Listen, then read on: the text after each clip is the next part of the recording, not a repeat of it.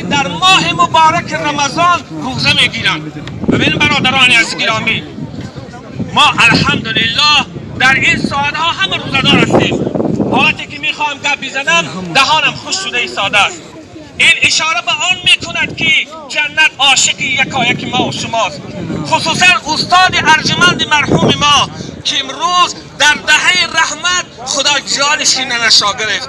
چه مرتبه عالیه در ماه مبارک رمضان در دهه رحمت و در حالت روزداری و صومداری.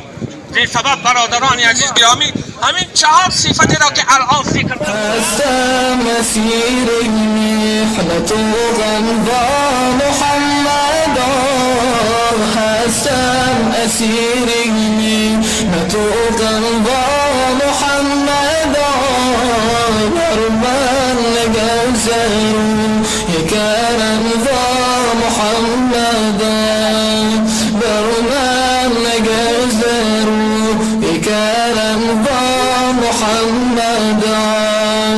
دنیا هر هست و در او است فیلی اوست، آخ است فیلی اوست.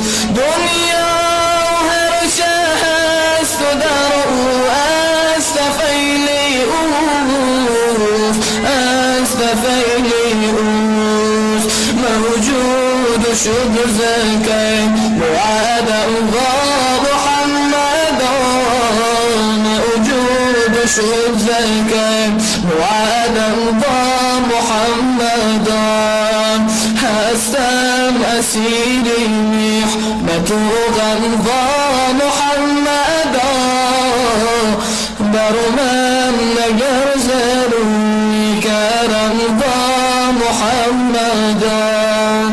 حجاج چون به کعبه مقصود میرسند، الله به کعبه مقصود میرسند.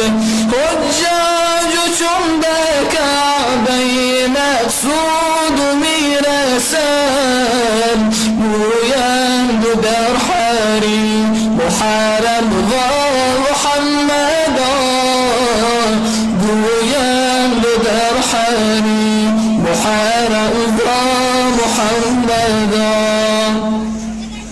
شوری چو محشر افگنم و ناله ها کنم، شوری چو محشر افگنم و ناله ها کنم، الله ناله ها کنم.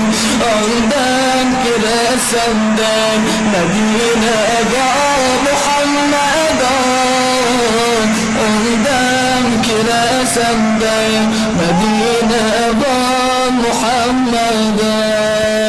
هستم اسیر محنت و غمبا محمدا، هستم اسیر محنت و غمبا محمدا، بر من نگذرون یکرم با محمدا، بر من نگذرون یکرم با محمدا.